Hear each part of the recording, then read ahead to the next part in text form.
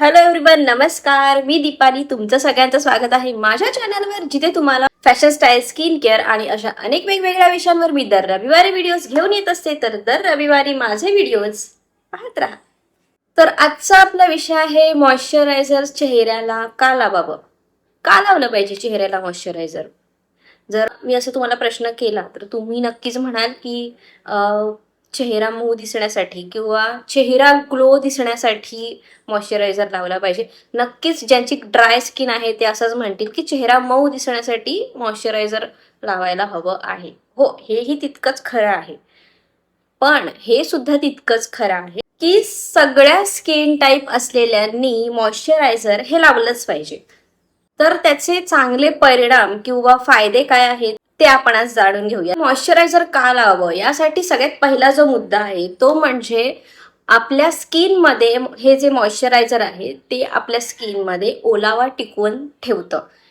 तर आपला आता जो परिसर आता आहे किंवा आपल्या सध्या जे पोल्युशनचं वातावरण आहे किंवा कडाक्याचा उन्हाळा चालू आहे, या वातावरणात सुद्धा आपल्याला मॉइश्चरायझर लावण्याची गरज आहे. कारण कारण उन्हामुळे सुद्धा आपल्या स्किनमधला जो नॅचरल ओलटपणा असतो तो बऱ्यापैकी कमी होतो आणि त्यासाठी आपल्याला मॉइश्चरायझर लावण्याची गरज आहे. दुसरा जो आपला मुद्दा आहे ते म्हणजे अँटी एजिंग पासून संरक्षण. म्हणजेच आपल्या चेहऱ्याला जे वृद्धत्वपणा दिसायला लागतो, म्हणजे ज्यांची ड्राय स्किन आहे, जास्त करून ड्राय स्किनला हे जास्त काळ दिसतं.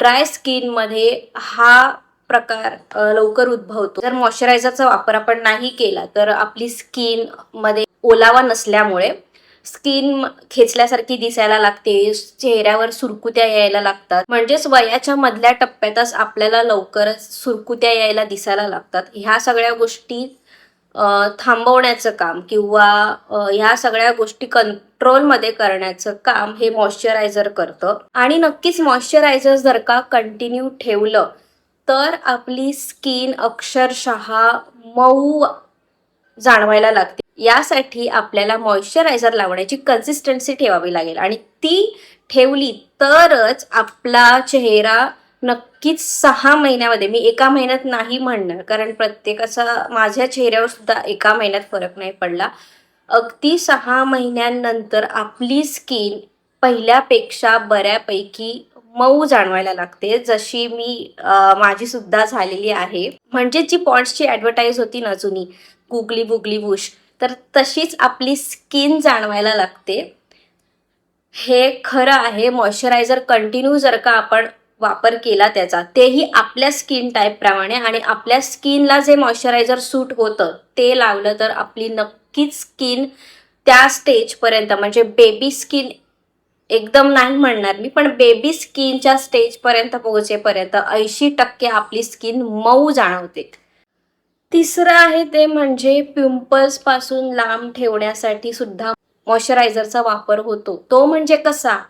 तर बहुतेक वेळा ज्यांची स्किन ऑइली आहे, त्यांची स्किन जर का जास्त तेल सोडत असेल तर त्यांना पिंपल्सचे प्रॉब्लेम्स जास्त होतात. आणि हे प्रॉब्लेम्स कमी होण्यासाठी ज्यांची ऑइली स्किन आहे त्या ऑइली स्किन टाईप प्रमाणे जर का आपण ते ऑइल कंट्रोल ठेवण्यासाठी जर मॉइश्चरायझर लावलं तर नक्कीच आपल्या चेहऱ्यावर पिंपल्सचा सुद्धा धोका टळण्यासाठी मॉइश्चरायझर मदत करायला लागतं. आपल्या चेहऱ्यावर जो तेलकटपणा येतो, म्हणजेच ऑइल, ज्यांची ऑइली स्किन आहे त्यांच्या चेहऱ्यावर जास्तच तेल सुटत असेल तर तोच तेलकटपणा जर का कंट्रोलमध्ये येत असेल तर नक्कीच आपले पिंपल्सचे प्रॉब्लेम सुद्धा कमी व्हायला लागतात. आणि यासाठी तेलकटपणा कंट्रोलमध्ये येण्यासाठी ऑइल कंट्रोल मॉइश्चरायझर सुद्धा मार्केटमध्ये मिळतात. तर त्या मॉइश्चरायझरमुळे आपल्या चेहऱ्यावरचा तेलकटपणा कंट्रोलमध्ये राहतो आणि तेलकटपणा कंट्रोलमध्ये असेल तर आपल्या पिंपल्सचे प्रॉब्लेम सुद्धा कमी व्हायला लागतात. त्यासाठी मॉइश्चरायझरची आपल्याला गरज असते. आणि चौथं आणि शेवटचं म्हणजे आपली स्किन ग्लो करते.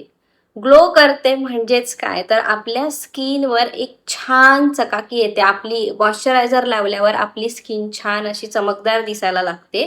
आणि दुसरी गोष्ट म्हणजेच आपल्या स्किन ला ती गोरं करत नाही, तर नक्कीच आपली स्किन एक स्टेज ग्लो करते. आपला जो ॲक्च्युअल स्किनचा कलर आहे त्याच्यापेक्षा बऱ्यापैकी आपली स्किन ग्लो करायला लागते मॉइश्चरायझरमुळे.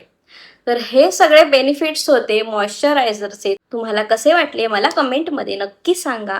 आणि अशाच पुढच्या व्हिडिओमध्ये आपण लवकरच भेटूयात.